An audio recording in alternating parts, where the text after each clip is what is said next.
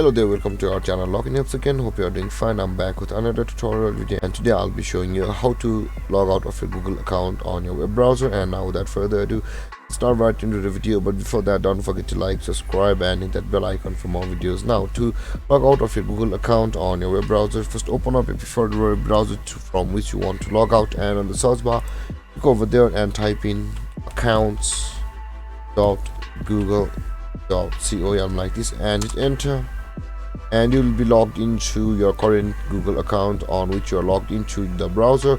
And on the top right corner of your screen you can see your Google account option available over there. Click over there and you will find the sign out of all accounts or one account. If you have it on a browser, click on sign out like this and you will be able to sign out of your Google account on that particular browser.